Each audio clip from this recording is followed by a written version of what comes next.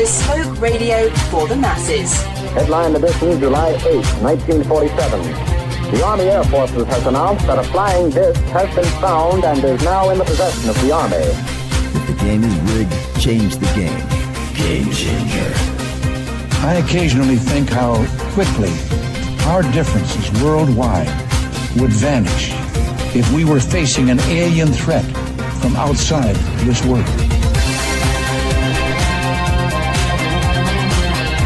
This is Fade to Black with your host, Jimmy Church, on the Game Changer Radio Network.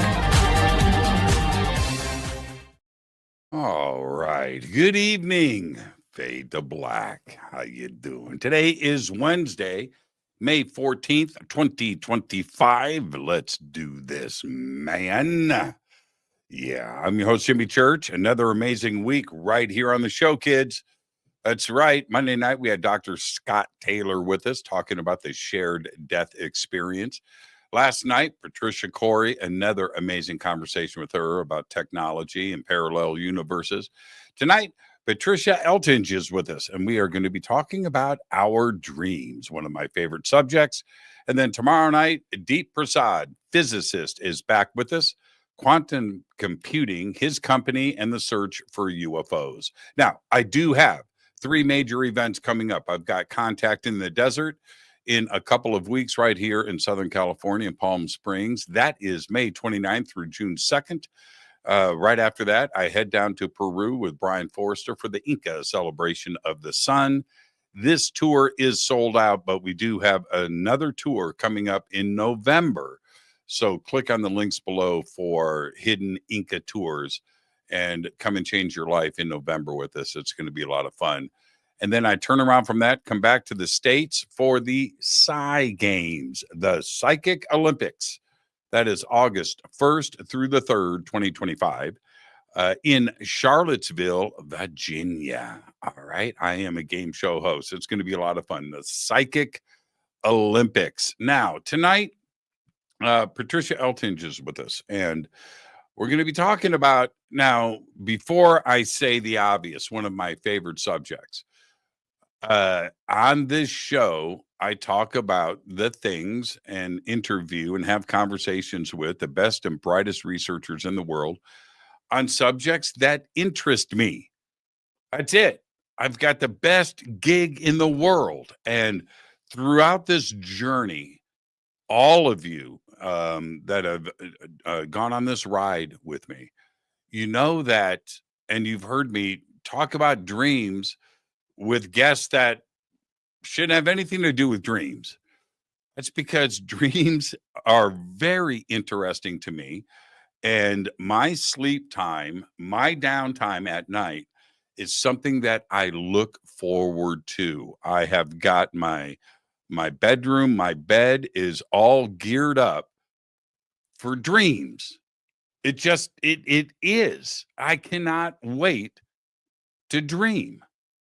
And I talk about it a lot. It is very important to me. And not only is it what it is for me, but I know that cultures around the world have focused on this for millennia. And that part of it is another chink. It's another thing. It's another part of, it's another chip in the middle of the table of me seeking knowledge and what is going on. All right. Now, she's a dream expert. She's an author. She's written a lot of books exploring dreams and their messages. And it's about symbolism. We know that. Recurring themes. And I try to repeat my dreams. I want to talk to Patricia about that. And I try to understand, but I also like the mystery of it. So we're going to discuss all of that too as well. She's got over 30 years of experience. And she also offers personal dream consultations to individuals all around the world. Her links are below over on our website and throughout our social media. I would like to welcome for the first time to Fade to Black, Patricia Eltinge. Hey, what's going on? Hey, I'm glad to be here with you, Jimmy. And I'm really appreciative that you are a dreamer. Oh, man. It's you know what dreams are to me? Oh, before we get, dreams are sport. That's what it is to me. It's sport. It's sport. It's like it's go time. Patricia, before we get started, you get the first time guest disclaimer. So let's get that out of the way so we can actually do the show, which is this. Patricia, it's just you and I sitting on my couch having a conversation as friends. And where that conversation starts, it starts. Where it ends, it ends. But we're going to end as friends. Now, you have to accept so we can move on. I accept. Oh, man. Wonderful. Wonderful. Accept. Man, that was just too easy. I like it when a guest goes, what? I got a what? So I want to start here. Why are dreams so important? I realize it's a broad question, but everybody has them and everybody thinks about them. Why are they so important? Well, let me just tell you something. Our dreams are basically here to give us messages to connect us to our own unconscious. And understanding dream work helps us lift that veil between the unconscious and the conscious mind.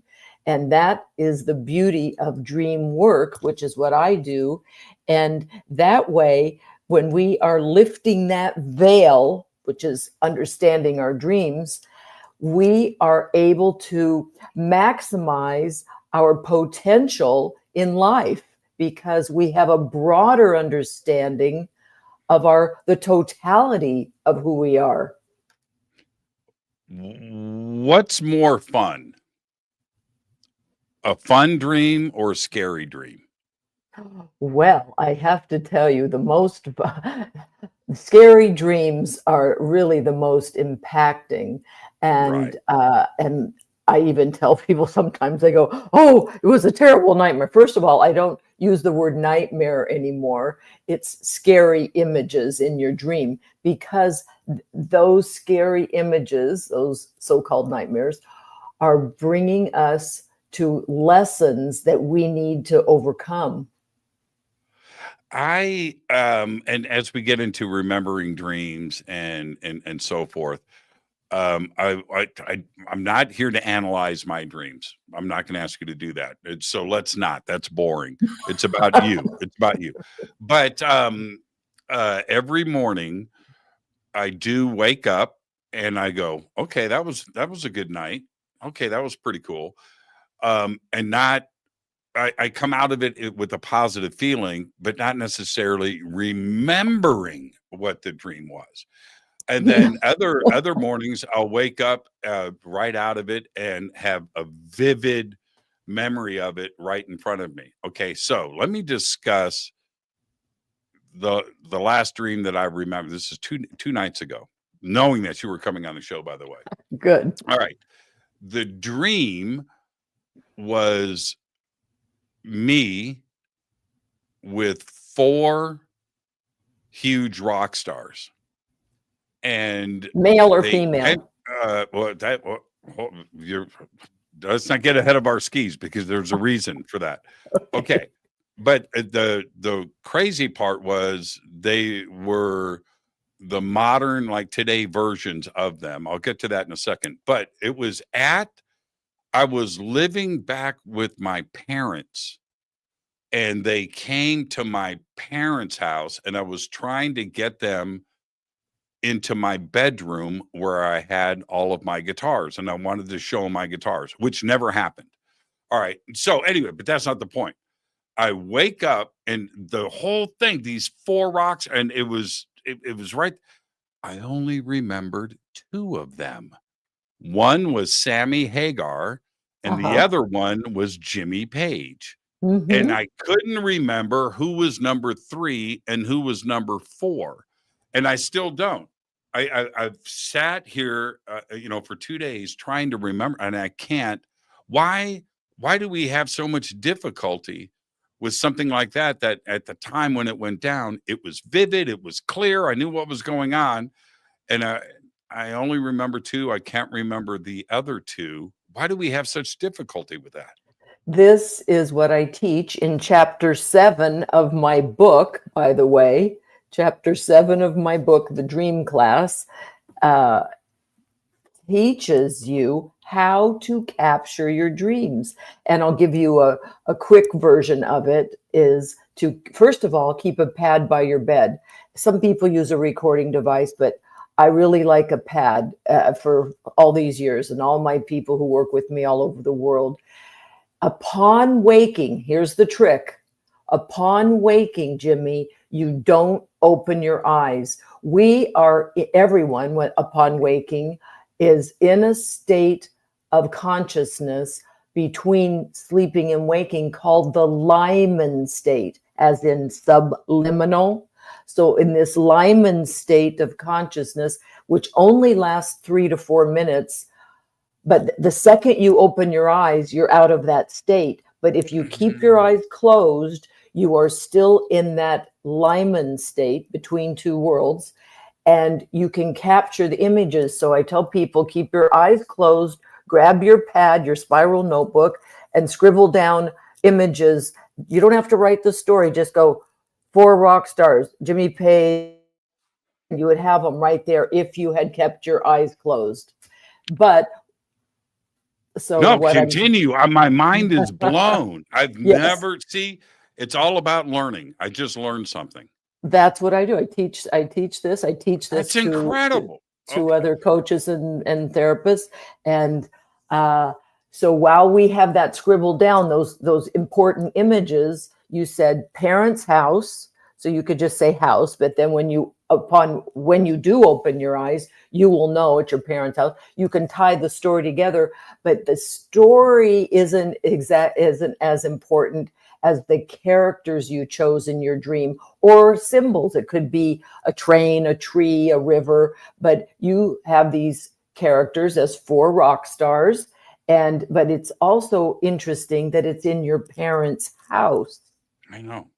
Because, don't analyze it. Don't analyze. No, don't analyze it. Okay. Because Okay. I think that's a dark part of it. I don't know what it is.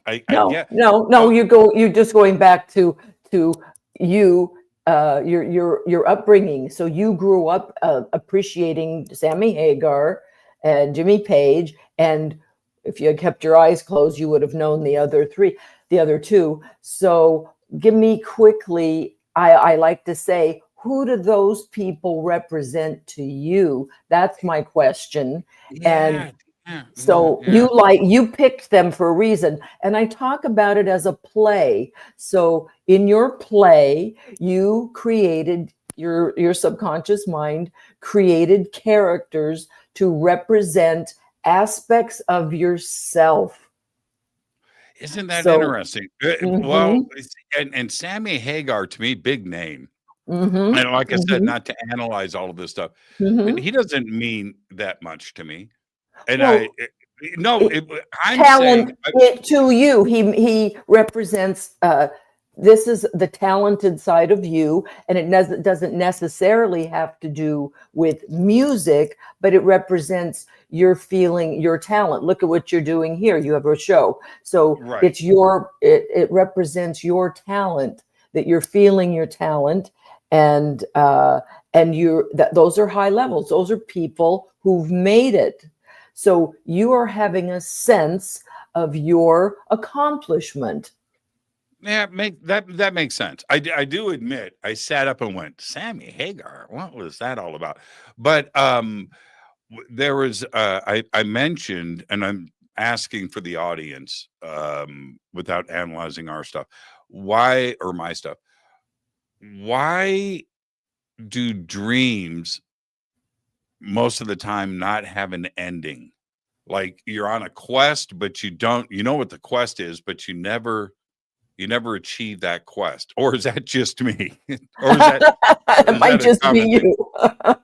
There are people I work with who are athletes. I do work with several athletes, and they do have endings because I teach them. That's another side of things when I'm teaching people some lucid dreaming, so for their accomplishments. And then they do have an ending. They program. See, we can program our Lyman state before we go to sleep.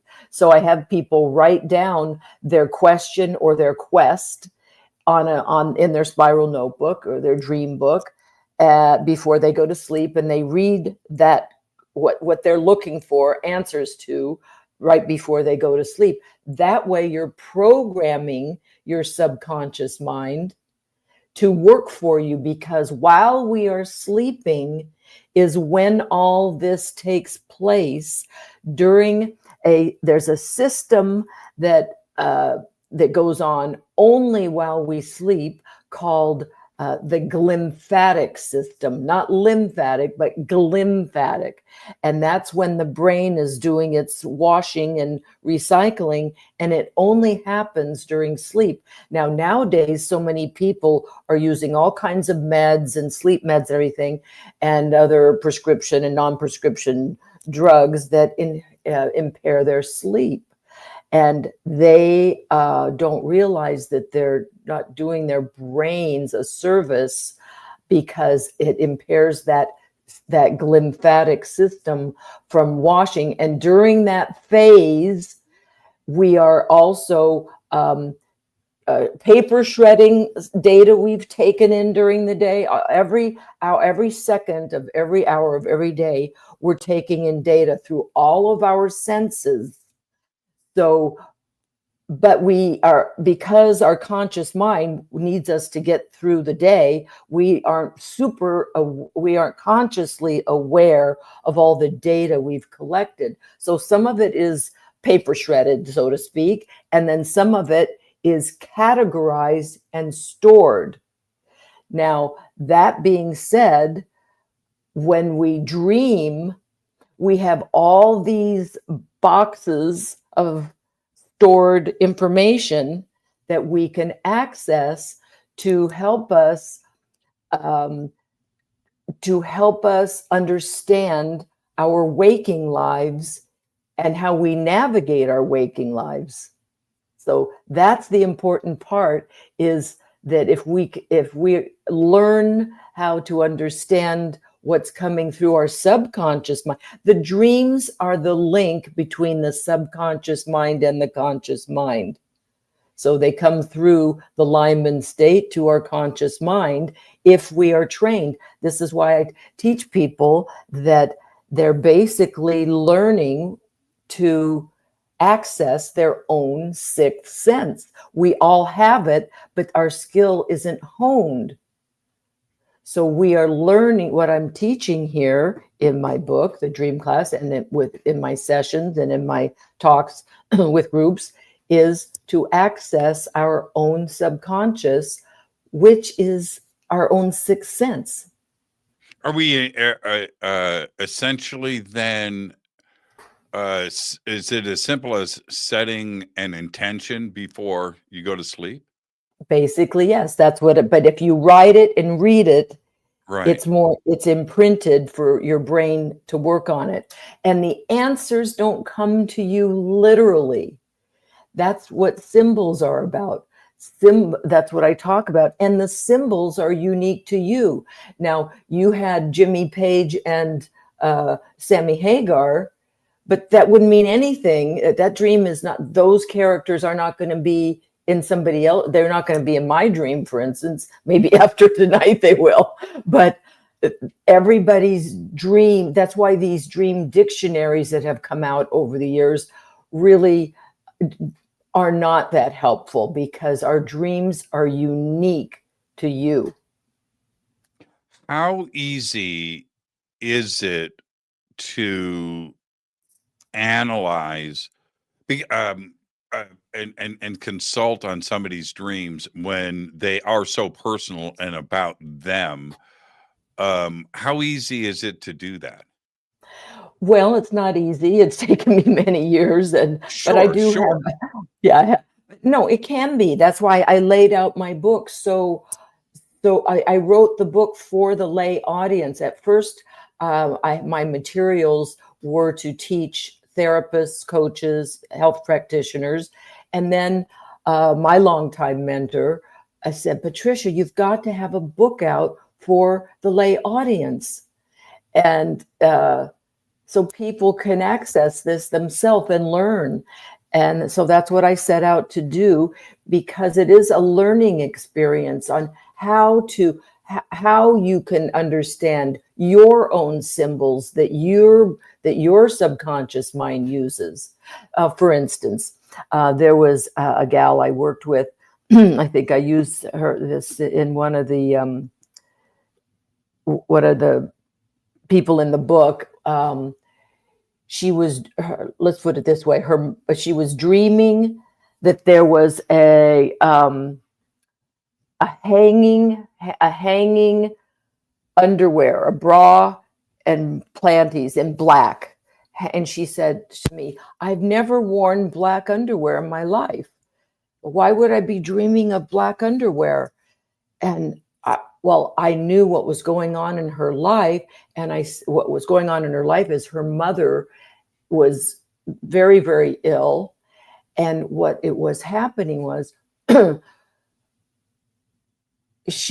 subconscious mind was preparing her for her mother's ultimate demise. So black for her, she comes from a Italian background and Italian Americans, and black to her and culturally is the garments of mourning. So, and those garments, that's the first layer. Persona, by the way, clothing represents persona. So that's the first layer of your persona, was this black underwear. And so that would be something very close to her.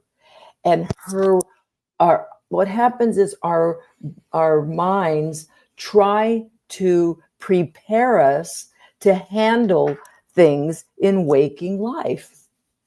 So I thought you were going to take that in a whole nother direction. I thought that was going to go in a whole nother direction.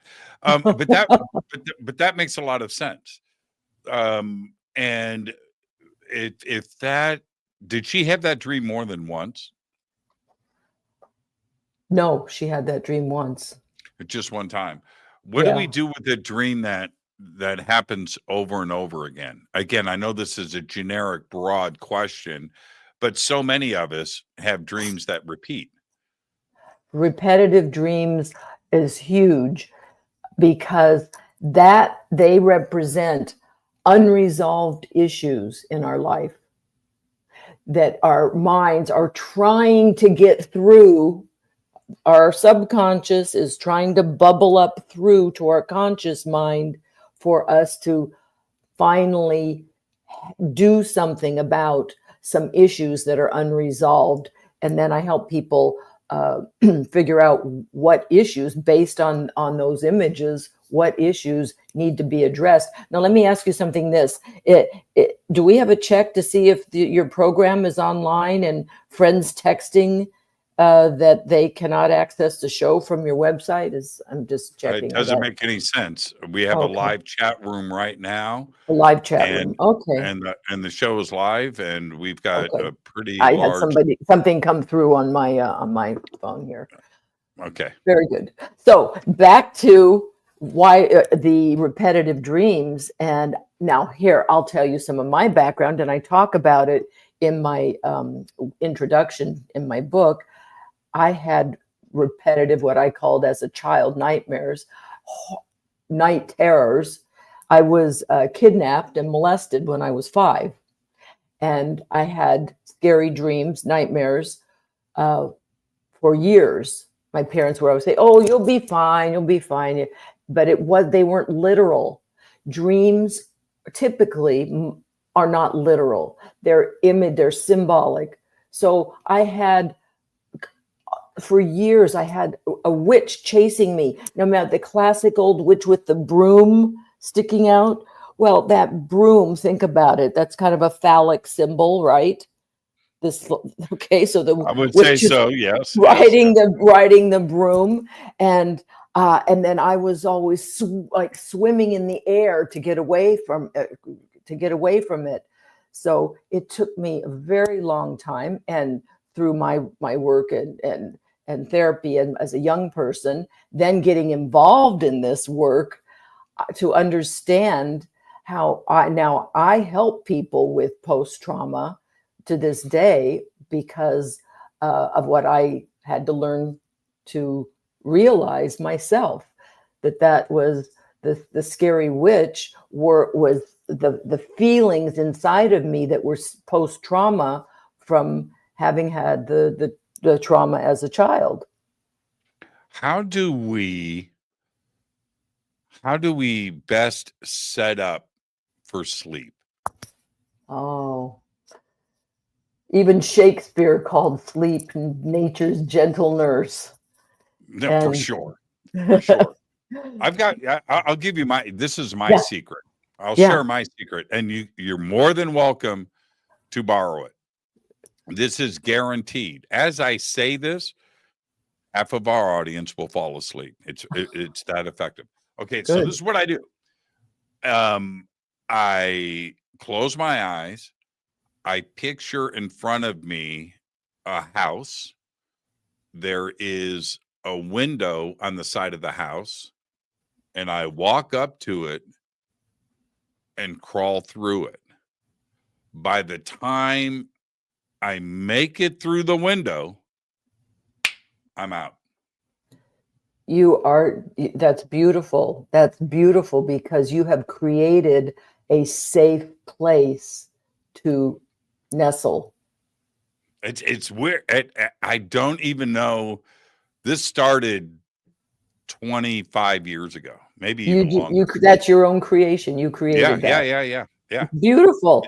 People have different, there's not one size fits all for everybody, but that's beautiful and it works for you. And I understand how that would work because you create a womb for yourself.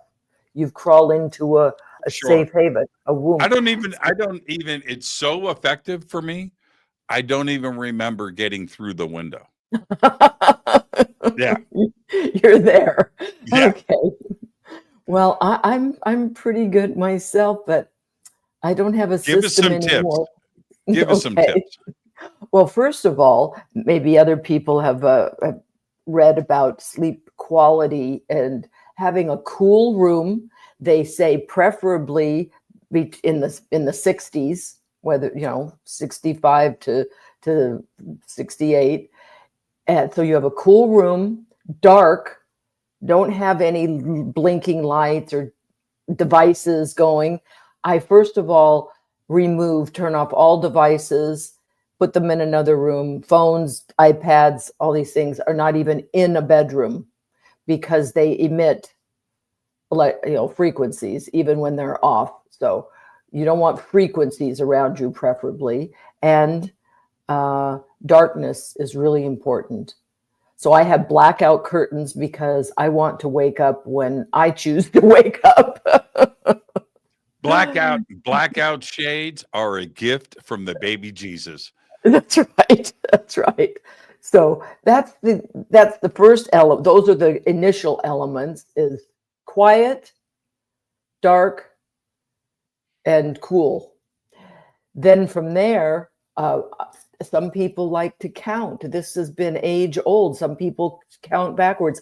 I never could do numbers. Keep me awake. If I start doing numbers, I will stay awake. So I just breathe and I listen to my breath. And I listen to my breath, and I'm gone in about 3 seconds. Just listening to my breath, my breathing. Is the dream state, are we accessing another dimension, a parallel world? In a way, yes. In a way, that's why I talk about the veil between the subconscious and the conscious. And when we do dream work, we're removing that veil, right, to be able to access our second, Jung calls it, Carl Jung calls it a second psychic system. So we are honing our own psychic abilities when we are accessing our dreams. And the reason why, for me, that is such an important way to approach this is because I feel that time operates differently in the dream state, where you can dream a week's worth of time in 6 hours, and that doesn't seem right when you wake up and you just went on a tour of Italy or whatever, a vacation, that went on for days, but you were only asleep for 6 hours. That doesn't make any sense. So it seems that we must be in another dimension where time doesn't operate the same as it does here. Does that make sense? Yes, the time-space continuum is gone. That's why people there's also can be no gravity. People say, oh, I have dreams of falling. Well, sometimes when people dream they're falling, that is they're just they're allowing their conscious mind to drop down into their unconscious. So falling is a good thing, and you're going down into your feeling centeredness. But the time element is that we can defy gravity, we can breathe underwater, we can explore other worlds. That there's so much people are missing out. I have people that say to me when I have lectures sometimes, and I ask the audience, I go, who has a dream? Who wants to share a dream? And I'll point, they go, oh no, I don't want to know. Yeah, I don't. Yeah, I don't. If they're not what they seem, they're not what they seem. Yeah. I don't know if I want to know. Like I said, I treat it as sport. I love it. I love to dream. I love to, we're going to get into this a little bit later. I like to, I have the ability to repeat a dream. I have that ability. I can go, okay, you know what? Let's go back to that one and let's start here and go. I have that ability and to repeat dreams. They're not always the same, but the start of it is the same, I should say. You can pick a starting point. I can. I do it all the time. I'm telling you, this is sport. I treat this as the Dream Olympics. I don't play around with it. It's good, but when you start understanding them, the messages that are coming through that are really there to help you maximize your life. So we can get there's a fellow I'd been working with for many years, and he's a big corporate guy, and in his business that is his family and other people, they started saying to him, with his decision making and his choices in business deals and things, they go, how did you know that? Well, are you psychic? They started saying to him, you're psychic. And he had become, in a way, if you want to look at it that way, psychic. His judgment was more connected, and he knew things before they knew things, because he would program his subconscious mind to work on it while he was sleeping. Our minds are not, it never stops. It just goes to another place, and it's all working from the subconscious when we're sleeping, so that this part can shut down, the part that keeps us clothed and from running around naked with our hair on fire in public. That's our conscious mind. We have to follow the rules of the land in order to get through the day. But in our subconscious mind, anything goes.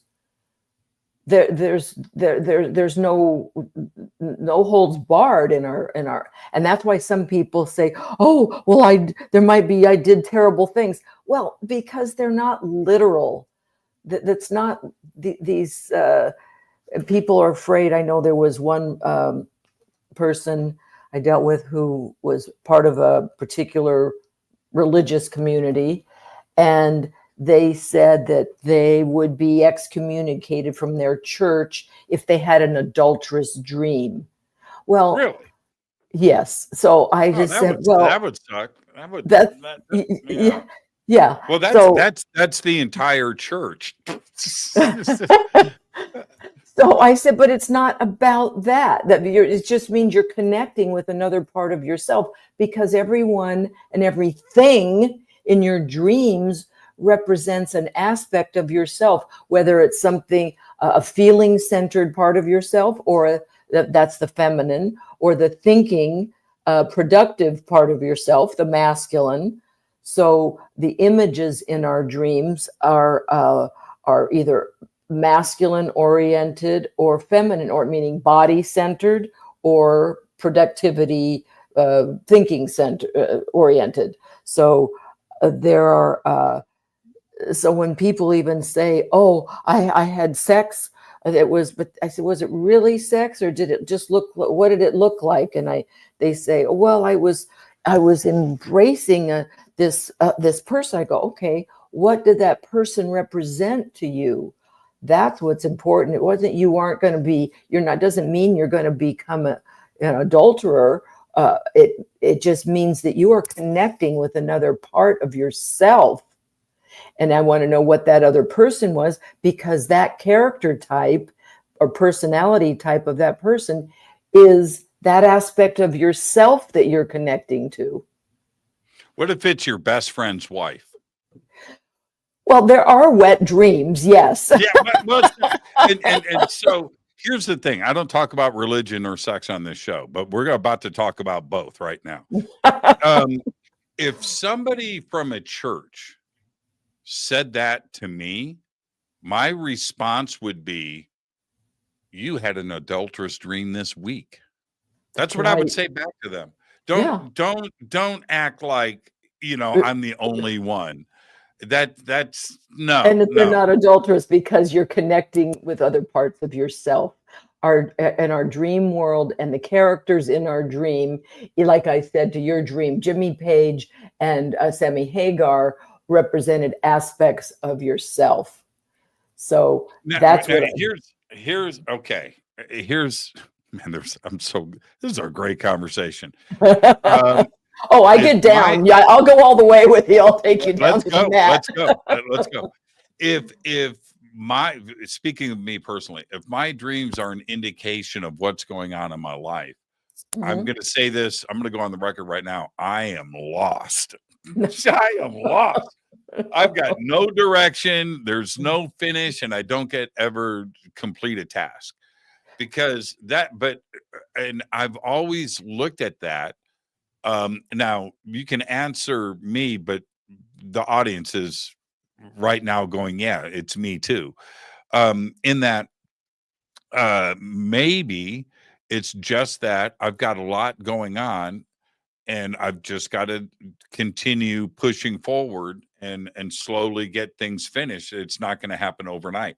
That's how I accept it. But it's also frustrating not to have this really cool thing in your dream to not happen. Right? It's always there. It's always there. There's another door to go through. There's another thing. Look at what you do. You have another show. You have yet another show and another one and another one.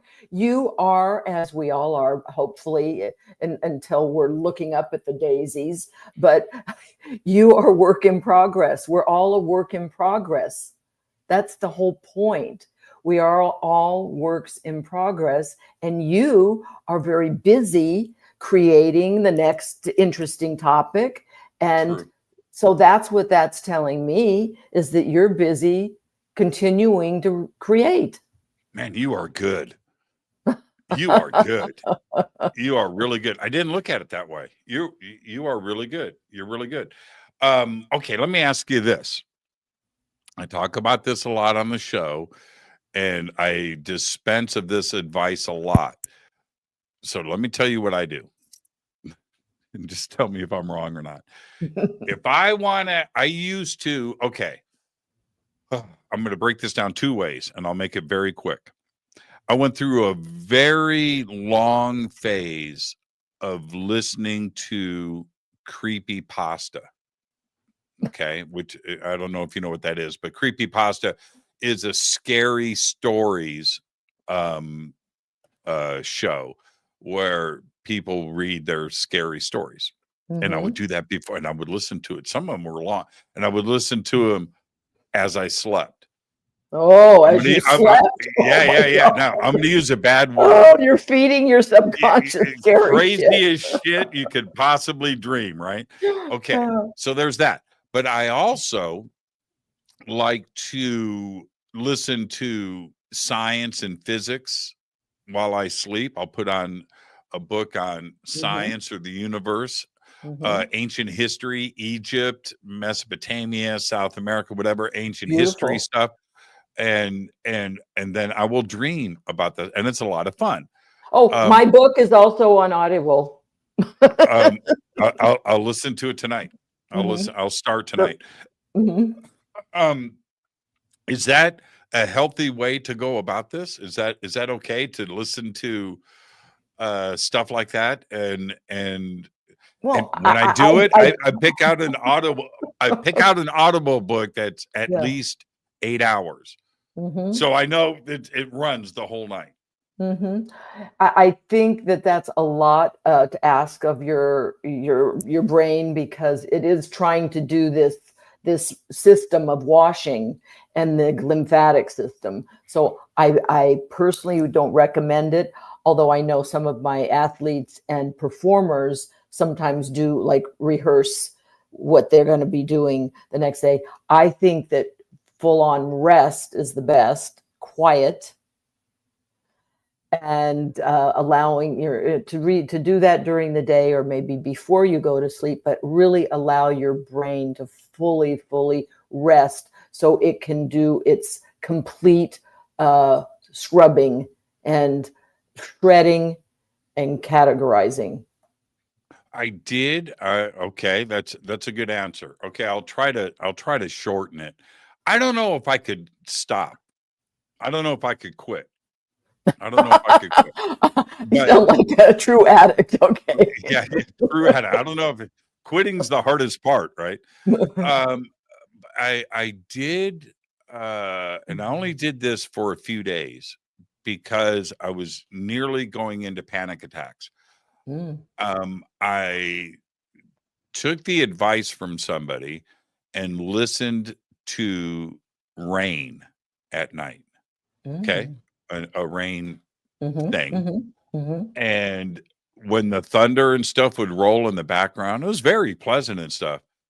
The craziest nightmare dreams I had ever had in my life. I'm talking about waking up, hyperventilating, and like having to turn on the lights. And it was just rain and thunder, but was my brain too active? What it did was triggered something in you to have in some ways a trauma response. So I prefer people to have no sound at all, get used to having silence. I can't do that. I can't. You no, might okay. This is a great point, Patricia. My brain is too active after the show. Okay, it's way too active. That. I have to calm it the frig down. I can send you a meditation tape to teach you a meditation tape to calm your brain. And I will happily email that to you, that I do send to some of my clients to get them to reach a different state so that they can sleep. But it is so that you can run all the stuff. This meditation is an active meditation. So you're running.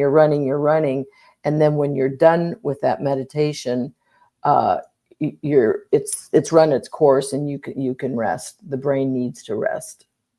Yeah. Now, do you use a lot of caffeine at night after 12 in the day? Oh, there you go. What's that? My headphones are messing up. What'd you say?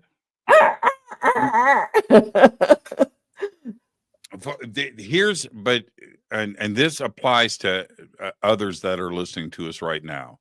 It's a very important point that you bring up. This show, for 2 or 3 hours a night, I have to be the smartest person on the planet. Right. I cannot mispronounce a word. I cannot miss a question. I cannot miss a thought. You're I on. have all the right, complete and laser focus. And there's only one thing. It can be a crutch. I don't care what it is, but caffeine gets me through the show. When I get to the end of the show, my adrenaline, it You're takes jacked. it takes 30 minutes for me to sometimes walk because Mm-hmm. I'm just it's not a joke. And it was really bad with Coast to Coast for 7 years. That's a 4-hour show. Wow. 4 hours live where you have to be On. right? Mhm. And Mhm. you can't flub a word. Now, it's a Mhm. zone that you go into and it's wonderful and you know, you get to the end of the show and it's great. But at the end of that, it takes a while to unwind off of that. And I have found after doing this for 15 years that I have to unplug my brain. I have to Mhm. unplug my brain, and it's a difficult thing to do. Mhm. Yes, that's why I send out this meditation tape and of Eitan Boritzer's, and it's a beautiful style of meditation that brings you back to homeostasis. Is that what you suggest to others that may have Mhm. issues with falling asleep? Mhm. Everybody talks about what melatonin and which I tried. You It can't did counter. zero for me. Did zero, Well, nothing. because you're jacked on the caffeine. I hate to be the bearer of bad news, but you use the caffeine as an upper drug for you, and it works for you for that. But it in the long run, what time can you eventually get to sleep? Oh, I can unplug and do it correctly. I my habits are this. I fall asleep between midnight and 12:30. Hmm. Okay. So after this show ends, I have about 2 hours to start to unwind. Decompress. Okay. Yeah, decompress, which is eat a meal, right? That Hmm. helps a lot. Hmm. Hmm. And I watch some stupid TV. Good. I don't watch any TV that is cool and exciting because that It has to be like Animal Planet or yeah, something. oh man, I swear, no David joke. No Attenborough. David Attenborough will get you. Ken Burns will get you Oh, there. Yeah, yeah, the yeah, voices are yeah, smooth. for sure, So for sure. there's something And else though too, and that is magnesium. Now, the best form of to get magnesium in your system, which is a relaxant, it's muscle relaxant, and it also calms the nervous system, is to take a bath in Epsom salts, 2 heaping but handfuls. that's a woman thing.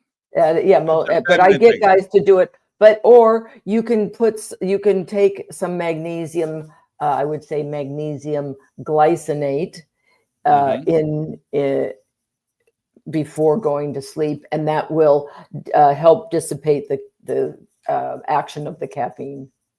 Now, what about Help okay? metabolize it, get it out.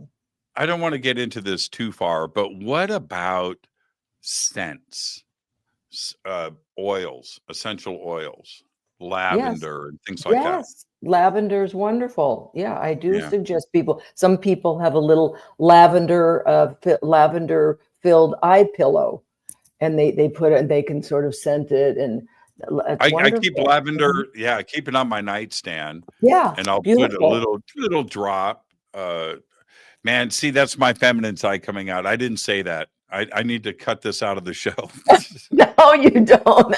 Hey, Because but speaking of that, this is one of the major points in my book. I talk about the yin and the yang of everyone. We're all masculine and feminine energies, and we use different ones at different times in our life. So I go deeply into the masculine and feminine energies.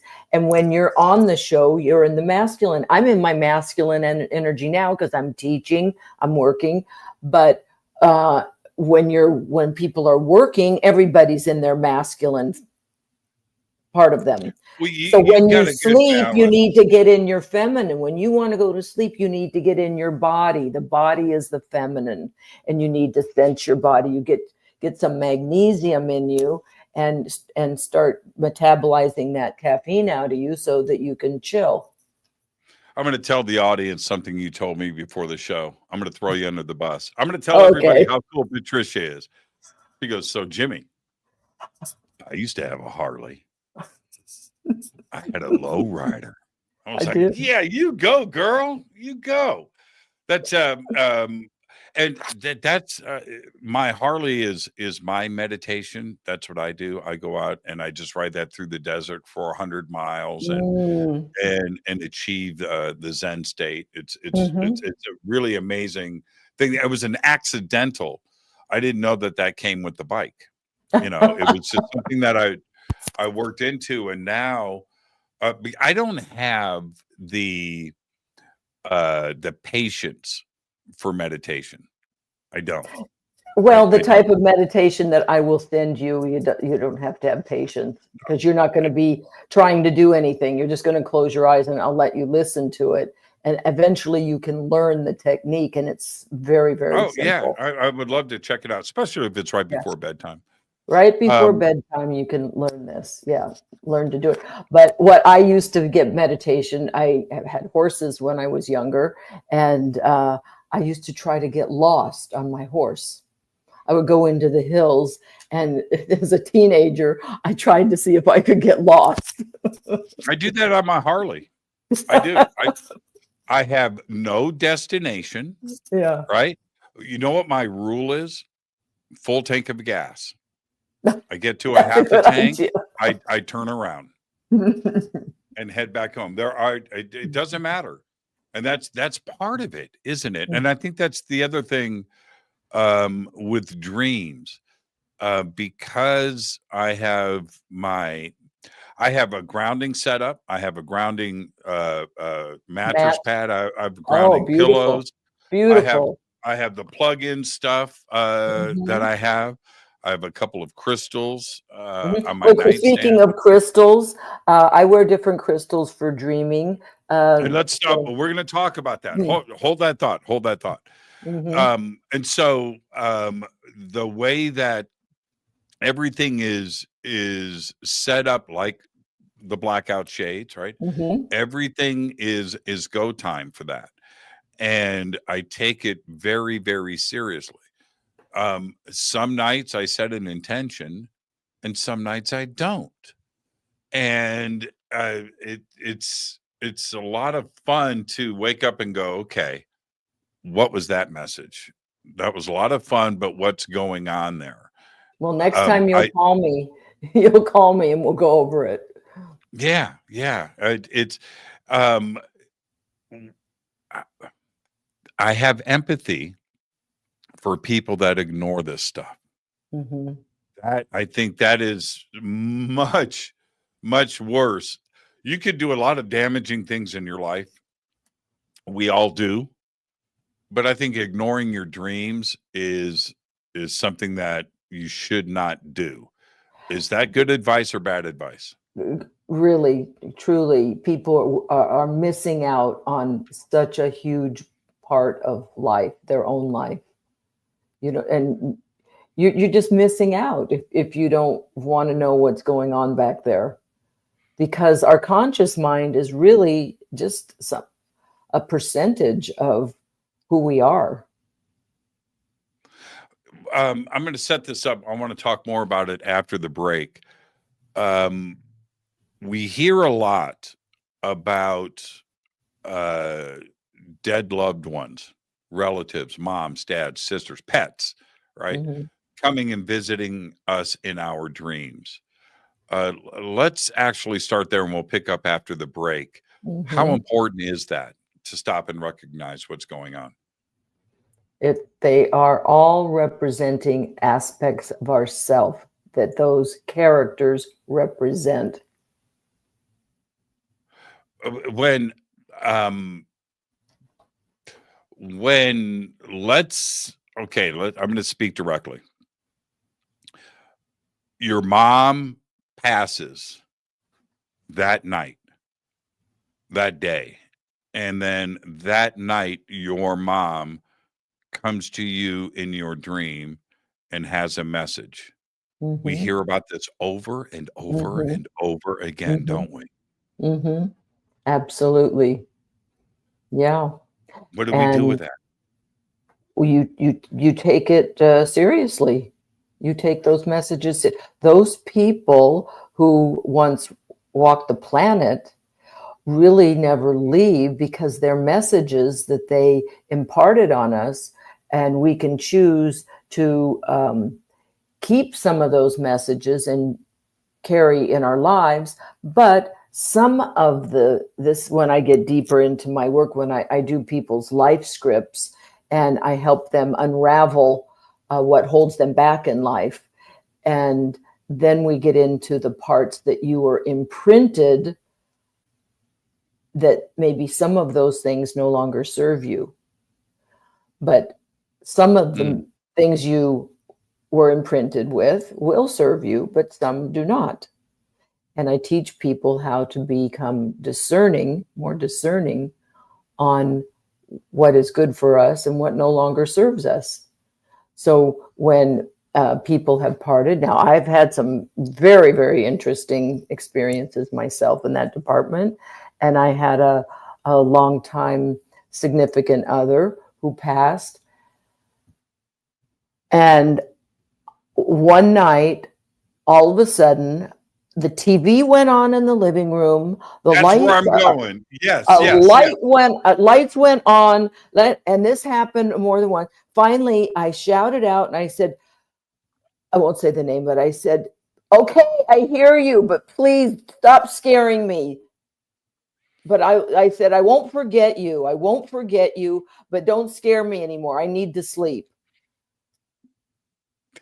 It's so many will say, myself included, that maybe that is the spirit and not necessarily the dream.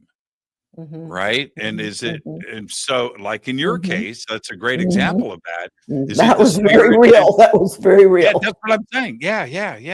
Mm-hmm. You know, Now, I will go back to when I was kidnapped as a child, and what saved me, and I talk about it in my book in the introduction, when I heard voices above my head, and I was down in a big drainage ditch, and I heard my name being called. And the kidnapper, I said, "Oh, they're here. They're here. Oh, they're here. They're here to get me." I'm 5 years old. What am I talking about? They're here. Who are they? Number one. And the guy, it was so real. He knew whatever I was experiencing was something real, and he ran off. That's what saved my life. Whatever that was. Hours later, I was found roaming around in the drainage ditch, all alone, like dazed and confused. But I definitely, something, whether you call it angels, who knows what, my great grandmother, who knows what, somebody was calling something above me, saved my ass. Yeah, that'll stick with you for a long time. I can't imagine going through that. Let's take our break. Patricia Eltinge is with us tonight. We are talking about dreams. All of that and much more after this short break. I'm your host, Jimmy Church. This is Fade to Black.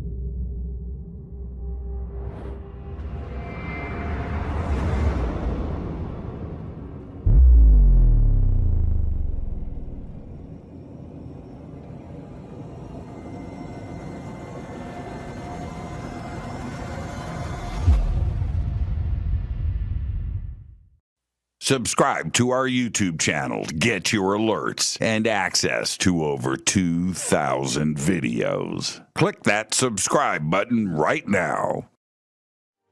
Go to jimmychurchradio.com and get the Fade to Black official podcast. 2,000 episodes, all of them commercial free for just $2 a month.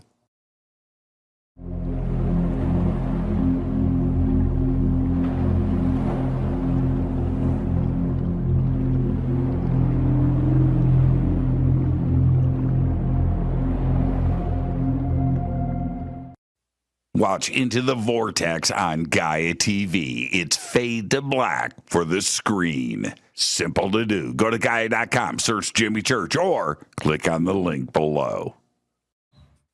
Follow Fade to Black on Twitter at JChurchRadio. Get all of the show updates every single day. It's now called X, but who cares? How you doing? Jimmy Church here. Special announcement. Get your Fade to Black t-shirts. That's right. Help support the show. Help support everything that we do over here. We've got 2 t-shirts. We've got 2 ways to get them. Get your Fade to Black t-shirt today. Go Backley Tappy. Go to jimmychurchradio.com and become a Fadernaut. Get a membership. That's right. Everything is commercial free. You have access to downloads, and you get to call yourself a Fadernaut.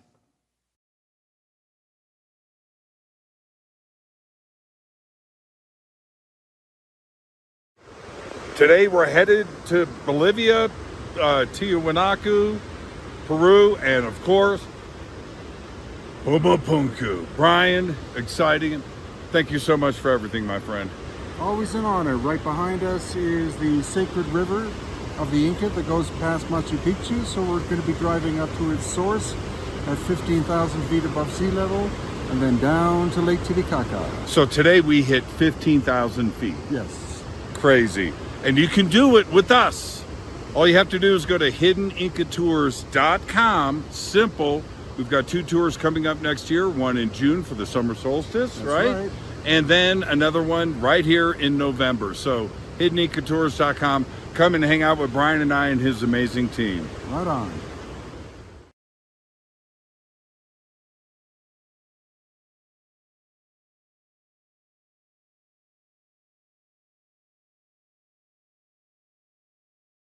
River Moon Coffee, makers of the Fade to Black blend. Truly the best coffee on planet Earth. Just visit rivermoonwellness.com or their Amazon store. It's all simple to do. You can check out the Fade to Black blend, the Game Changer blend, or any of their Black Moon Wellness products. It's the only coffee I drink. It is the best, and it's Doc. Again, rivermoonwellness.com.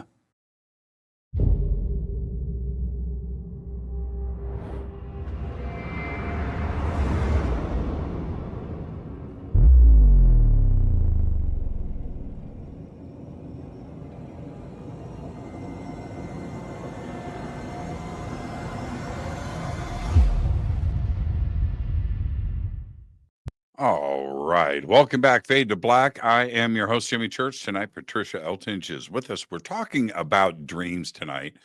As everybody already knows, this is one of my favorite subjects, and I do treat dreams as sport. I love them. I do my best to control them. I think that I'm getting really good at that. And I try my best to remember them and understand them. And we are going through all of that tonight with Patricia. Great conversation so far. And Patricia, so we were talking about relatives. And here's what do we do? And this happens so often. We hear about this. What do we do when we are physically touched by a relative in our dream? You feel it on your body. You're sensing it on your body. Right. Well, you're getting it on a visceral level. You're getting a message on a visceral level of how you are connected. Then here's what I say: who is that relative, and what do they represent? What is their character or personality type? And then give me a for instance of a character or personality of someone who's touched you in your dream. Well, I have okay. Well, this starts to get into a dark area, but It's all good. Yeah, there are no bad dreams, by the way. There are no bad dreams because all dreams wish us well. I have. I've been pushed in my dreams, and I've had things touch my feet, and I will, or my legs, and I will wake up immediately uh, and had this fear of something standing in my room. That's never happened, right? But I'm right. Never say never. But I've always felt like I've crossed the line from that reality into it becoming physical in this part of the world where I've been touched or shoved. And so many talk about this exact thing, don't they? Some people sometimes feel a brushing on their face. You can feel it somewhere. And then, but what you're doing is you're connecting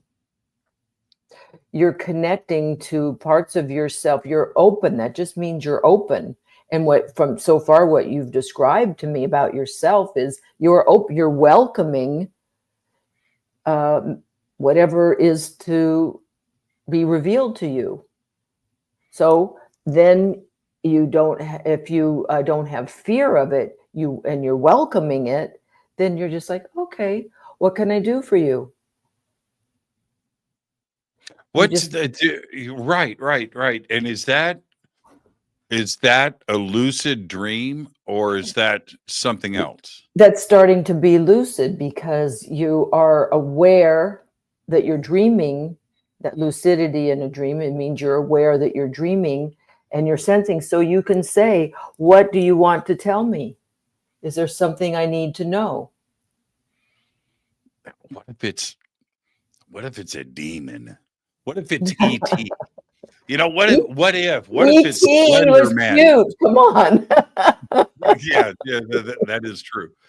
You're going to suck you up. No, something is trying to, it's your subconscious mind, and you're connecting to the universe, and you just say, oh, what do I need to know? Okay, I'm open.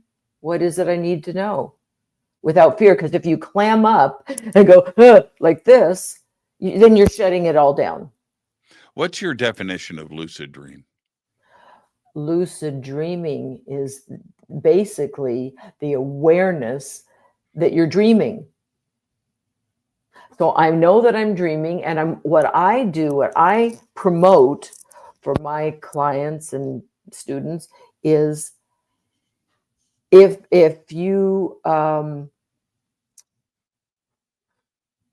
you're in a dream and you're aware you're dreaming, you're having a lucid dream, you just become witness. Watch the movie. You just stay out of it. Some people, I'm telling you, if they're a performer or an athlete, then I teach them to interact and win and do the right thing and that. But if you are having a lucid dream, or all dreams, I say just be witness to it. Watch the movie, I say, because that way the message is coming to you on how to better navigate your waking life. So it's either telling you what you're lacking or what you need or want. So if you're recognizing in the dream something that you're lacking, then upon waking, now I realized you wrote your symbols down, whatever. Then you go, I know now what I need, how I need. This is what some of my business guys do. They go, I know what I need to do now to navigate this situation, because they recognized something that was lacking. Now, when sometimes the dreams are a message on exactly what to do, and you can program that too by writing in your journal the question, people do this with relationships with me all the time. Oh, should I stay or should I go? Should I dump him? Should I, Right. And I say, ask your dream, ask your subconscious mind, say, you ask yourself, what is it I need to do or not do for my highest good? in this Wow. situation. That's powerful. Hmm. That's powerful. That's And powerful. you will start, and you repeat that, and your dreams will start bringing you messages because you're programming your subconscious mind to work on it for you without the veil of your conscious mind, because our subconscious mind is unfiltered. It is the truth. Our unfiltered subconscious mind only knows the truth. It's not going to So lie. It's not going to lie to you. it can't. Why, I'll ask for me, but I'm sure this applies to everybody. Most of my dreams are black and white. Mhm. And when I do dream in color, it's very rarely vivid, like panchromatic, crazy. It's more like a washed out Mhm. film Mhm. if it's in color. It's never Or vivid. one thing can be a color. Like one color might stand out, like a red car, but no other color. And that's I have a part in my book on colors. So there are, I have a part that's this whole several pages on the meanings of various colors, and some colors have a meaning to the individual. The individual said, "Oh yes, my grandmother's yellow house," or "I lived in New York and there were yellow taxis." So then that's particular to you, that you have something that is yellow is meaningful to you. Otherwise, there are universal colors that are to do with the chakras. There are energetic colors are correspond to different energy sources, and we can also look at colors in our dreams that way. When people say, "Oh, there was this blue light that came through," and blah blah blah, and they're in the midst of, in their waking life, they're in the midst of a conflict or something, and blue is the throat chakra for communication. Sure. But So why do I dream so much in black and white? most people don't recognize colors in dreams unless there's all of a sudden a Is pop that of. right? Okay. Mhm. But I'm looking at the comments in the chat right oh, now, and some people are saying they've never dreamed in black and white.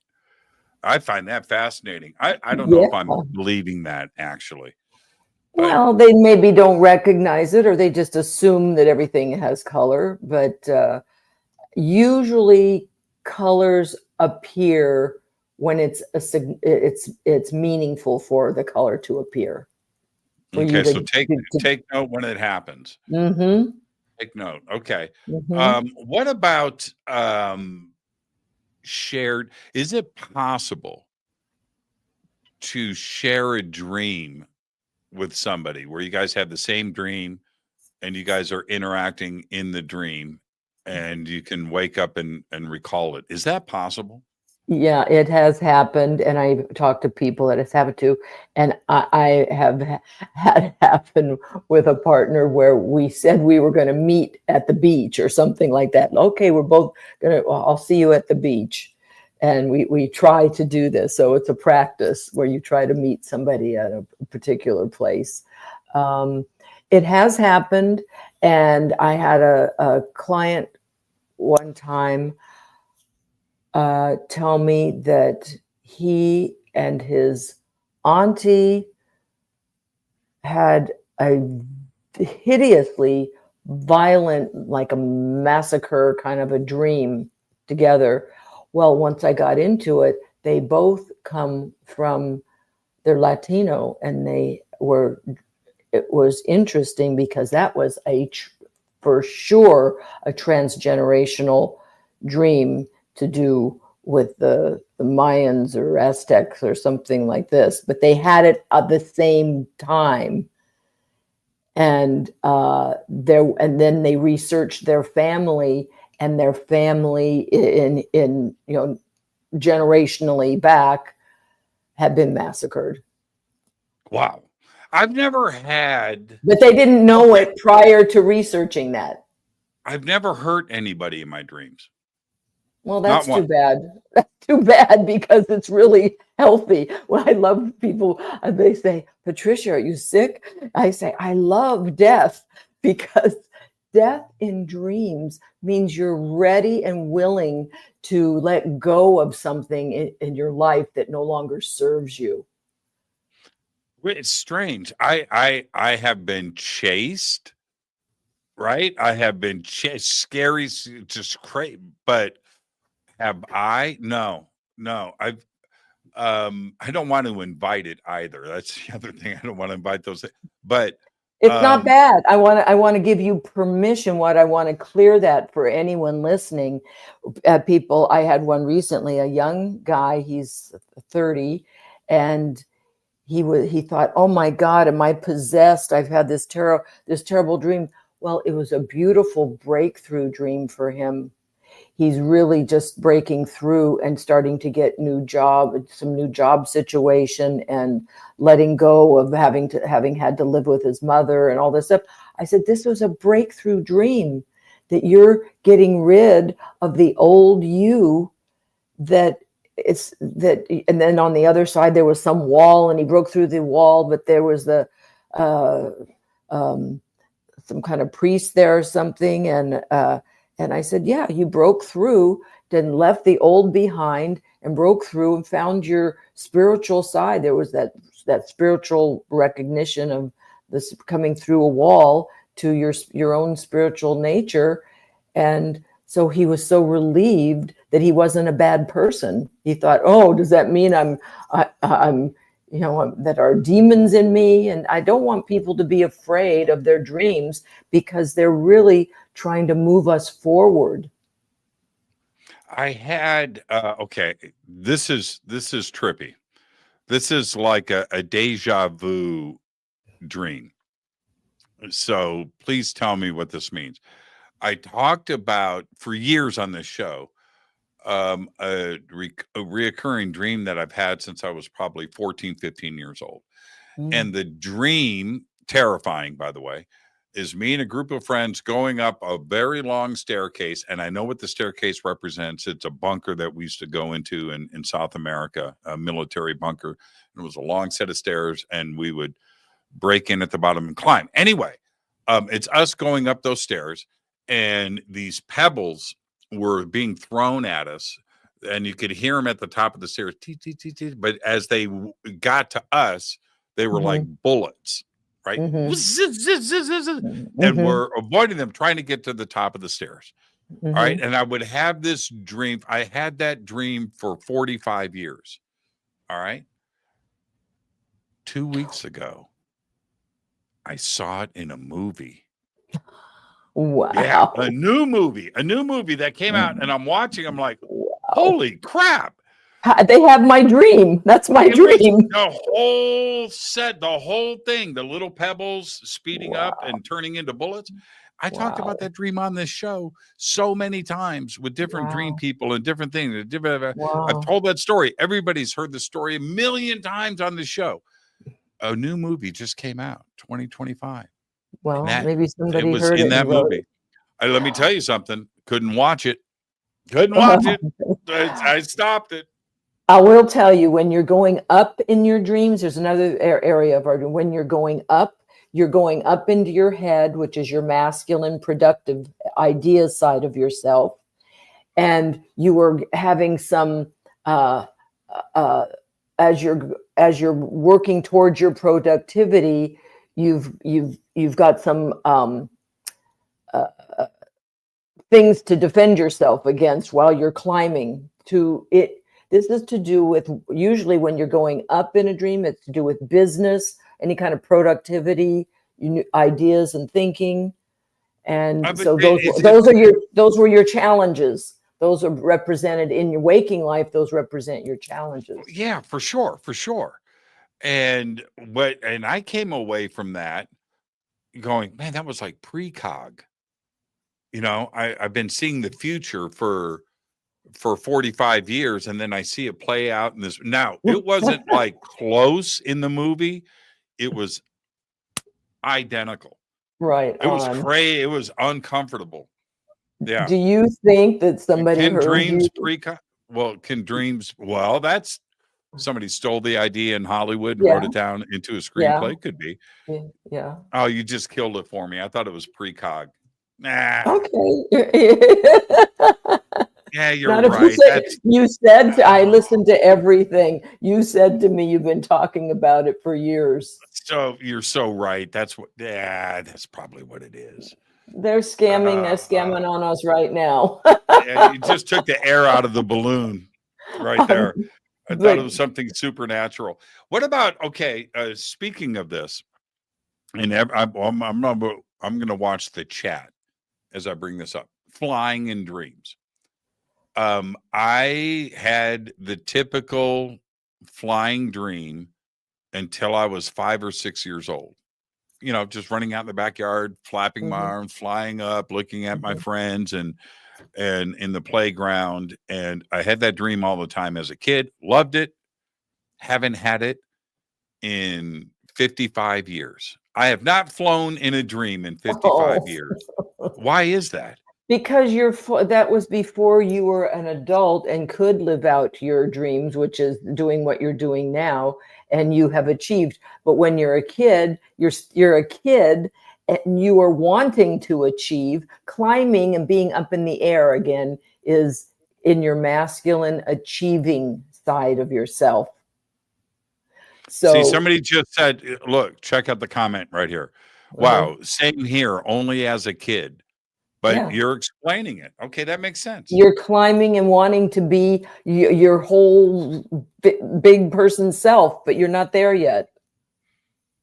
I used to But love sometimes people still fly. I have adults that still fly, and another good one is cars being out of control. Have you ever been in a car in a dream out of control? Or you're going up a hill and the car starts going backwards? No, but I have the feeling I'm going to do that tonight. I'm sorry. But cars represent cars or motorcycles, any form of transportation in a dream represents your way through life. So I have clients who used to have repetitive dreams, not exactly the same, but the same theme of other vehicles always being broken, or the key doesn't work and the car doesn't work. Well, those were people who were having a hard time in their way through life. And until they got out of the rut of their way through life, then those dreams stopped. I haven't had the car dream, but I used to. It hasn't happened in a minute, but I used to have a lot of dreams about me going into a cave. The cave gets smaller and smaller and smaller until I get stuck. Like very claustrophobic. Yeah, very claustrophobic. Stuck, and I can't get out. Yeah, horrible dreams. Horrible. And you know how I got out of that situation? I woke up. Yeah. I better wake myself up. Yeah, you're feeling claustrophobic. So there's something at that time of your life when you had that was making you feel claustrophobic. So when you feel that, you have to correlate. Here's what I teach people to do.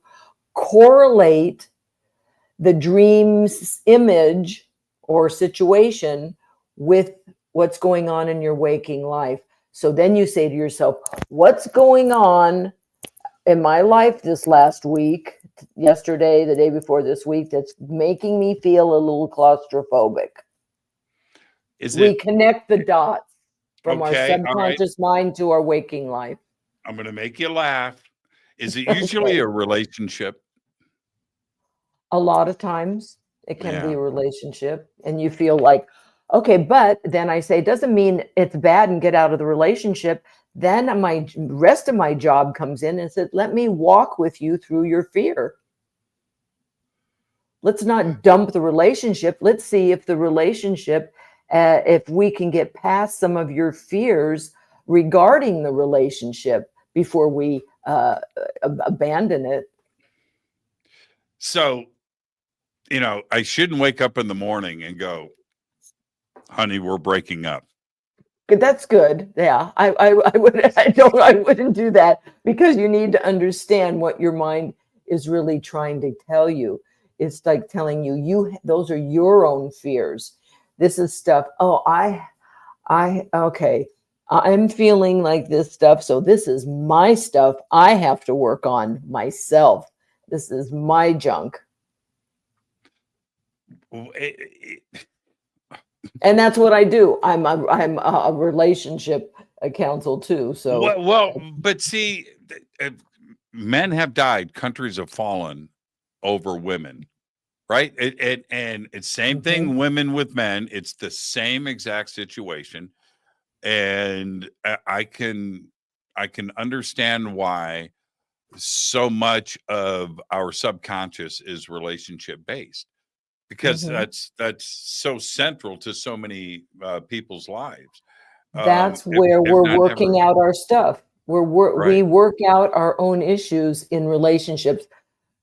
People often say, "Oh, the monk goes on the mountain to become enlightened," but if he comes back down, he still has to figure out how to relate to another human being.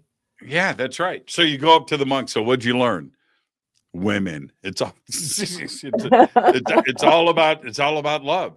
But that is true, isn't it? And your subconscious must be working in overdrive to work through this, because it's something that we all desire, and it's what our that's what life is all about, isn't it? Yes. So just another image here.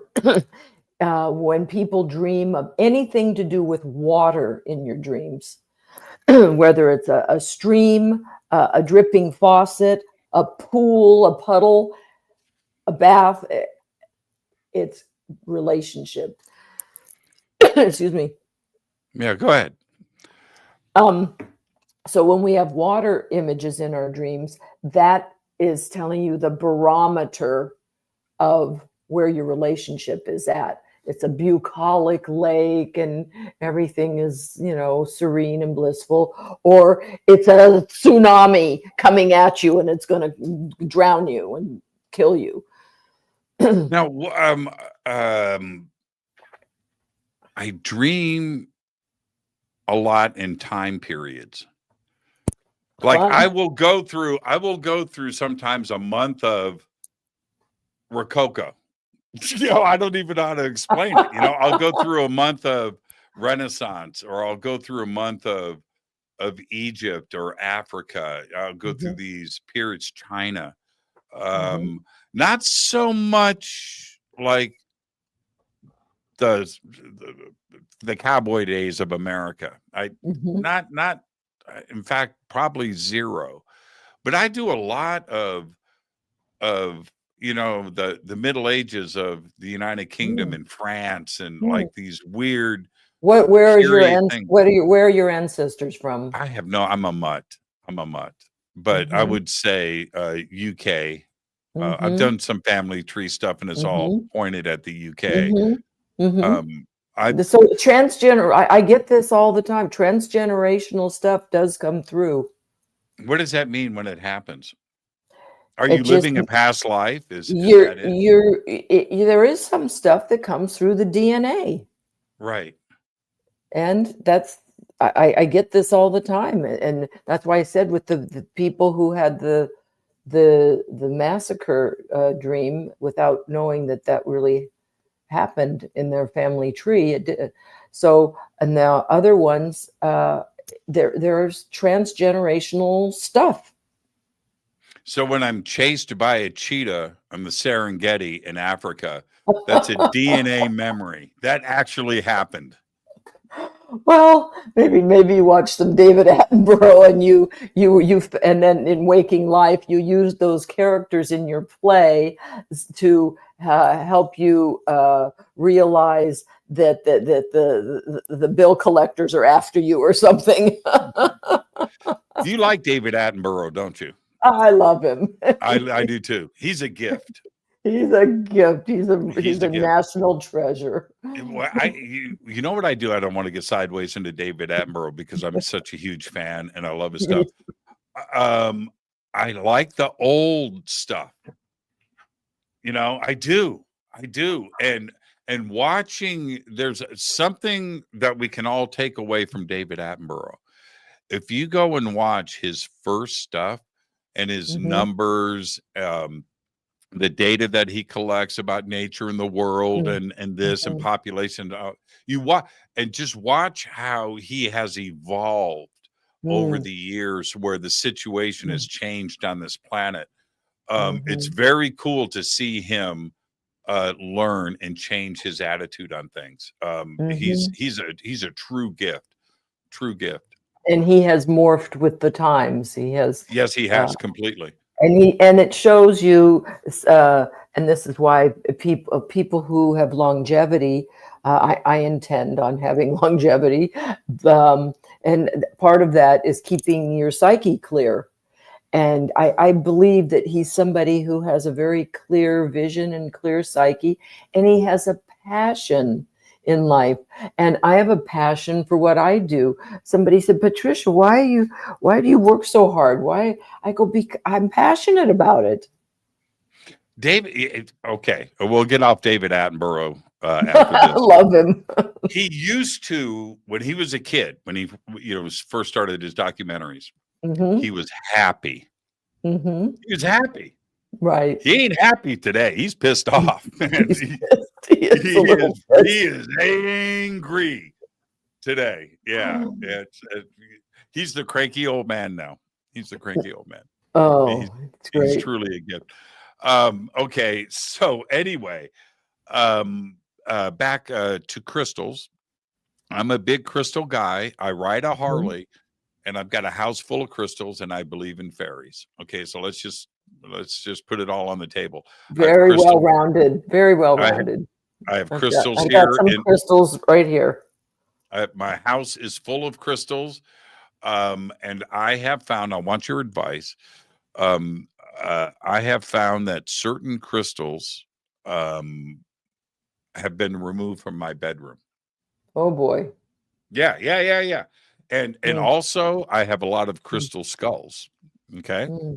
My crystal skulls over the years are now just in one place in my home. I don't have them distributed, and they're not in my bedroom anymore. No, it's just not a good idea. I mean, for me personally. Yeah. But okay, so give me some crystal advice. What are your favorite crystals to sleep with? The rose quartz and these what are they? Hematites, labradites, for emotional healing. There is what is this one over here? The rose quartz is often used, but I have different ones because some they help. So you're also, by wearing these crystals or having them near you, and you can look them up. You're also imprinting your lineman by saying this, by having them and knowing they're near you. You are inviting those essences into your psyche. On my nightstand, I have rose quartz and clear quartz. I have both on my nightstand. I also have amethyst, and I have hold on, right on the tip of my tongue. Anyway, the black crystal. Ebony. No. Okay. So anyway, I have that too as well, and I use that. It's right on the tip of my tongue. It comes from Russia. Somebody help me. What are my not tourmaline? That's good though. Esperanza comes in with tourmaline. Obsidian. Yes, obsidian. Yes, obsidian. So, and I use that. No, Shungite. Thank you. Thank you. Shungite. I have a lot of shungite throughout the house, and obsidian too as well. I use the shungite for EM absorption. You were mentioning that earlier with cell phones and stuff like that, and I use that for Wi-Fi signals. That's the shungite absorbs that.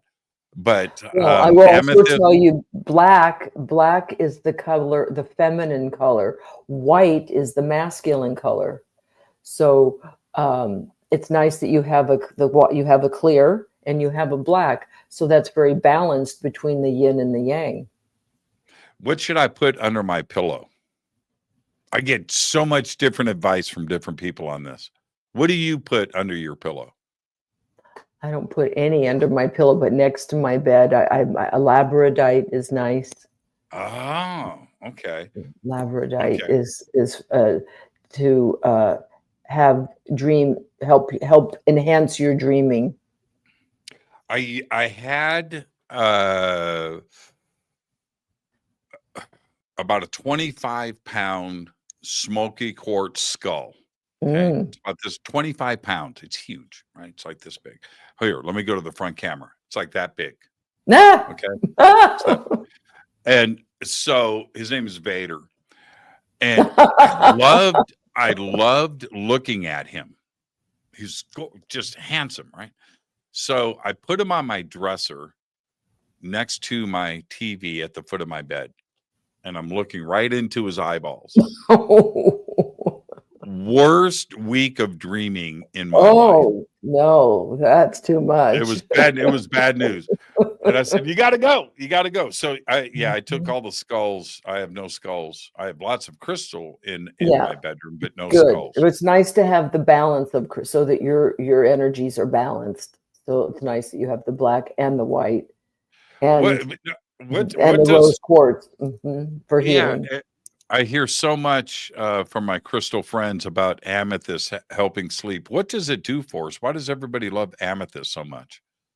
Well, I'm not a gemologist, but I do have amethyst too. I don't have my book here in front of me. Yeah, that's fine. I'll tell you why in the chakra colors in my book. The amethyst represents the crown chakra, which is higher consciousness. Yeah, that makes sense. Yeah, that makes perfect sense. And for some reason, rose quartz and clear quartz work for me.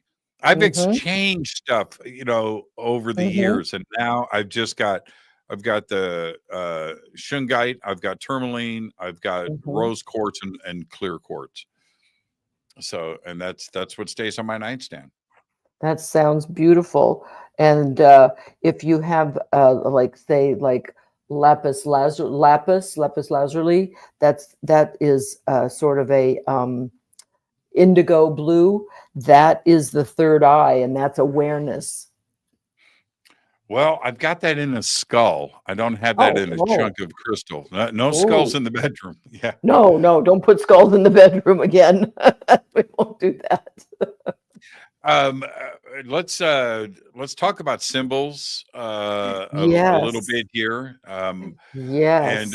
And let's just start at the top and work down in bullet points. What are some of the symbols we need to be aware of and look for? Well, first of all, I break them down into categories. First of all, there's masculine and feminine, and everything either has a masculine quality to it or a feminine quality to it. But our dreams come in people, nature, and things. So when we're dreaming of things, like a motorcycle is a thing, or a table, or that's a thing. That's when something is at the lowest level of consciousness, the message. Then there's nature, the next level up in the hierarchy, nature, which is trees, animals. And then at the top of the hierarchy, when something is really bubbling through to consciousness, it's people. So now we've got people, nature, and things, nature, and people in the hierarchy. And the masculine and feminine. So let's say we have a dog in a dream. There might be two people who dream of a dog. Now, here's where it's different. A dog isn't across the board for everybody. It is a masculine image. Cats are feminine image. But let's say you're dreaming of a dog in your dream, and you're a person in waking life who likes dogs and doesn't have a fear of dogs. And let's say if I dream of a dog and I happen to have a fear of dogs, the dream is going to have a different meaning for me, because it's going to be a dream of something fearful in the masculine side of life. So that's a masculine image, the dog, but it represents something for me that is scary. I'm not really afraid of dogs, but I'm just using it for instance. So that's why dreams are completely personal in that way. And so that dream might be telling me that I need to watch out for something in my work life. Remember I said it was a masculine image? Okay, so there's something in my work life that is something to watch out for that could bite me. But you're dreaming of a dog in your waking life, and you're thinking, oh, well, I'm really moving forward, and this dog was really cool, and it was a German Shepherd, and I love German Shepherds, and it shows that I'm really strong and I should go full board ahead in this business situation. You understand? Those two different people, images will read differently. That's fascinating. It is. Well, it's also, it's forcing me, and I'm sure that a lot of the audience is doing the same thing, where you just go back and start thinking about past dreams. Where they aren't what they seem. They're not what they seem. That's the whole point. So that's why I don't want people to be afraid of the images they see, because they're not literal. Dreams are not literal. It's so for me, and I know I've mentioned this a few times tonight. My dreams tend to be, and I know you addressed this earlier directly, that my dreams never finish. Is that the symbol? Right? It's not necessarily an object. It could be something an intangible. What is it that's not finished? Because you're looking for something to be finished when your life is a work in progress. Right. What is it that you want to finish? I see. Is that the symbol? Is that the symbol that that's the answer is that you're not done. I'm just recalling a couple of things that I've mentioned on the show in the past. I haven't had it like this month, but it's been a lot. Like a shopping mall, it's a scenario, like going through a shopping mall, through the hallways of a shopping mall, trying to get somewhere for something, and never getting to where we were going. Oh, okay. Now that's when you're saying I'm trying to get somewhere, but I'm not getting where I want to go. That's the dream. Then you ask yourself when you wake up, you say, where is it that I want to go? Where am I not getting? Where am I not getting that I want to be? And I'm asking you that now. You're doing this wonderful show, and you're doing other things in your life, these trips, I saw your ad and everything. So where is it that you want to go? Yeah. You're still searching of somewhere to go. Right. I had, this is about 15 years ago, 20 years ago, and I had this dream a lot. And I didn't understand it. And I just thought it was just a fantastic, just trippy dream. And it was of me getting on a boat, going to a country, getting off the boat, going through customs, climbing this crazy set of stairs and getting to the top and seeing this monument. And I would have this dream over and over and over again. Very complete, nearly identical. I ended up living it. I did the dream. I did the boat to a port, climbed the stairs to a temple at the top with the struggle and everything else through customs, the whole, and I never understood it. And then it happened. And that it happened, you sought it out.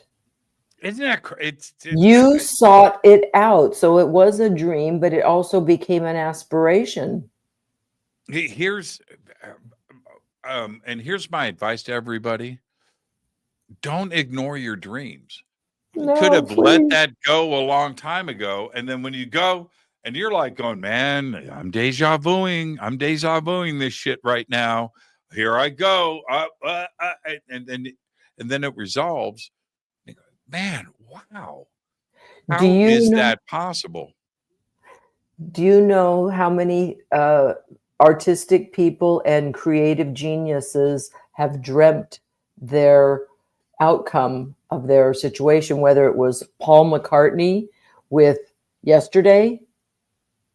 It came to him, the whole thing in a dream. He woke up with the whole song.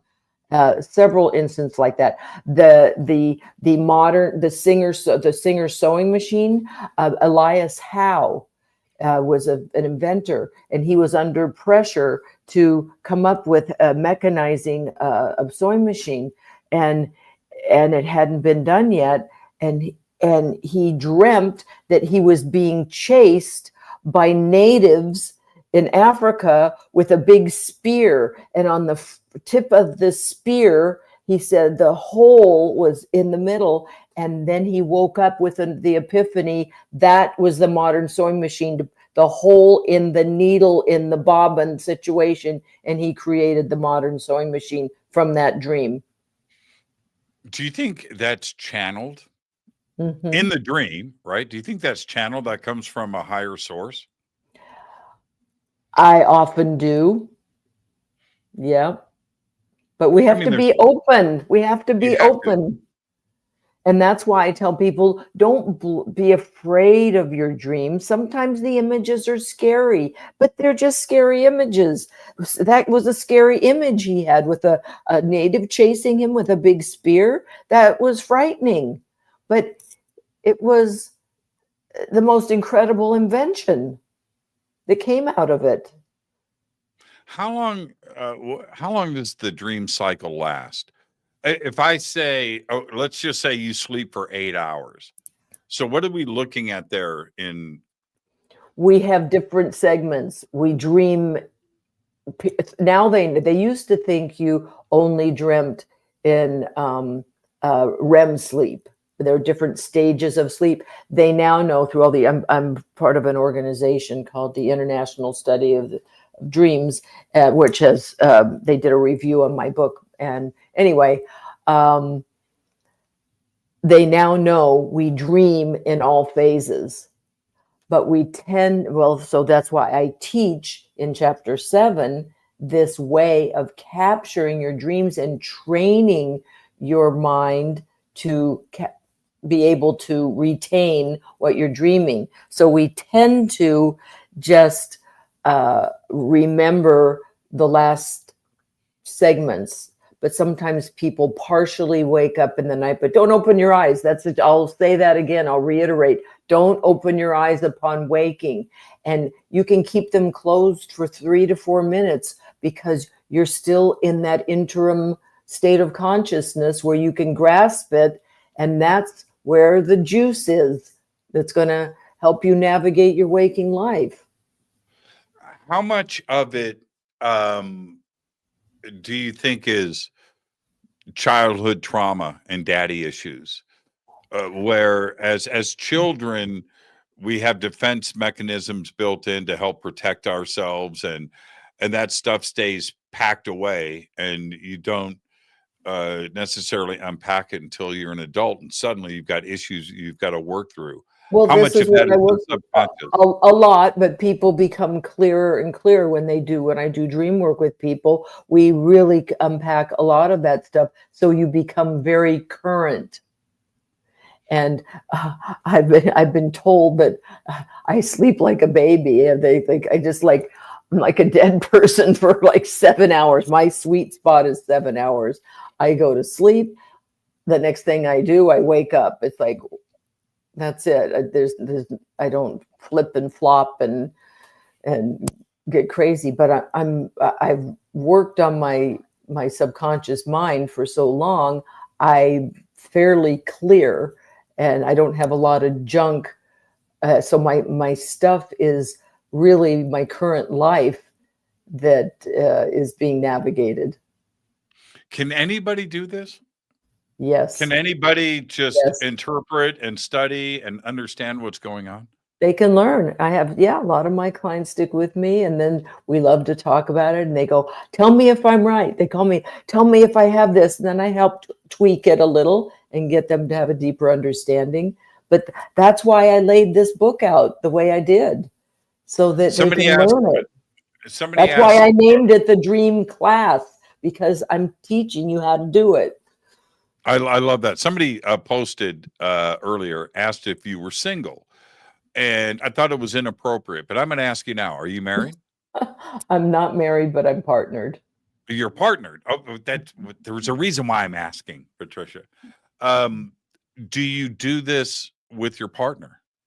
Yeah, oh yes, we share dreams. That's very intimate. When you share your dreams with your partner, there's no secrets. No, none. Because that's the real you. That's the real stuff.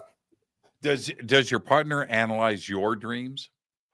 We do it together. We do, yeah, we do it together. No, let's be open about that. I'm fascinated with that.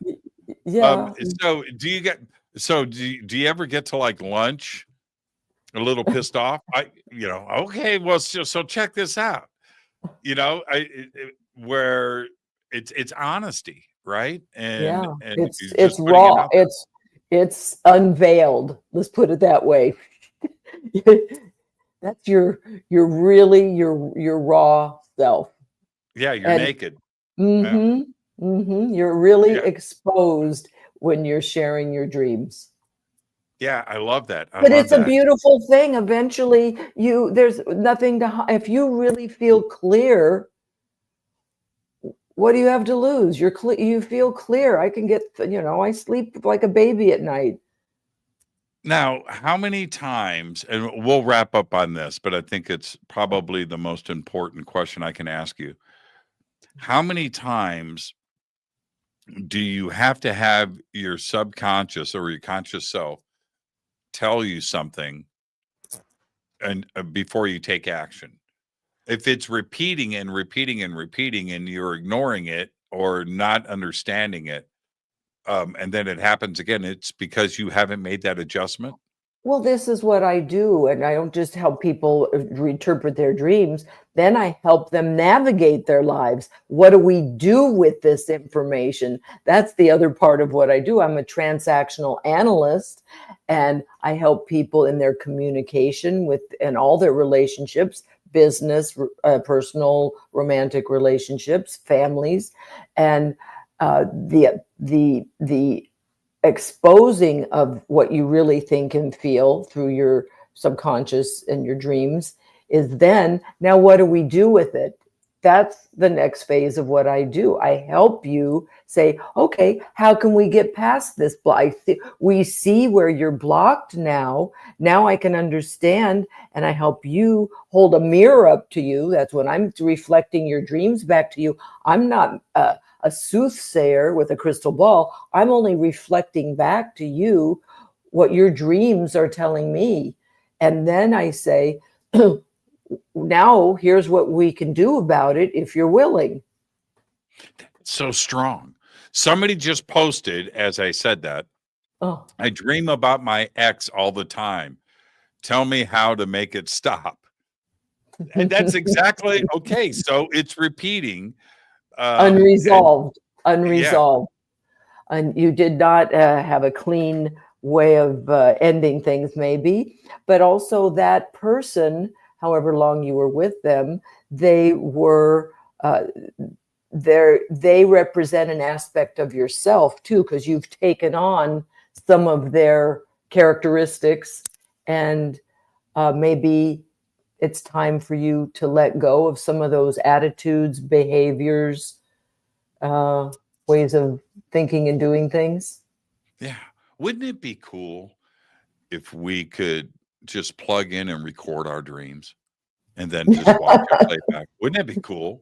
Yeah, they're trying to, but they're seeing, they do these studies now in the International Study of Dreams. They do, and they can see when people are dreaming, and they can see when it's excitement and when it's relaxed, but they haven't yet been able to do that. But that would, I mean, yeah, Picasso kind of did it, right? yes. Right. Hieronymus Bosch, Oh, yeah, Hieronymus Bosch, definitely. Yeah. And, but often, we hear it. I've said it, man. I had a dream last night. It would be the best movie ever. Right. Mhm. Well, and okay, it's probably not the best movie ever. In fact, it probably would suck. But just imagine if we could record and then play back our dreams in vivid color. Oh, that would just be amazing. We're probably really close to having that ability, I think. Well, people do. I think a lot of people do that in the movie industry. They do the flashbacks, and they have the dream world, and so it's kind of veiled, and then you see the difference in the. Well, you said, yeah, world. you're right though. Yesterday, that's a dream. Mhm. Satisfaction, Keith Richards. They That was a dream. he woke up with that one in a dream too. Mhm. Yeah. There are several inventions. I have a list, and I talk about all the different things in my book on people who have invented things. Fascinating conversation tonight, Patricia. Absolutely perfect. Where can everybody follow what you're doing? And I know you have the Dream Class website, which we have the links below. Yep. And you can try to follow me on there and social media, what I'm up to, and I'll come back again and talk about it again with you. I love it. And I look forward to our next conversation. Thank you so much. Have a great dream tonight. I'm going to go dream about, what was it? Cars rolling backwards on a hill. No! I'll talk to you, Patricia. Thank you so much. Perfect night on the show. Absolutely perfect. And Patricia Eltinge, everybody, we do have her website below, on our website and throughout our social media, and go and get the book and take a class. It's just so fascinating. And I'm going to get that meditation tape too as well. I'll let everybody know.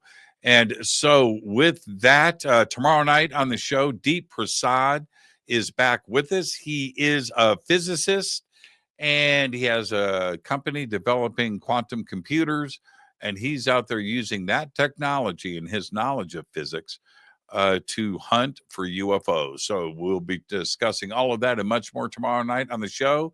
So I'll see you then. But for now, all I've got is Go Beckley Teppy.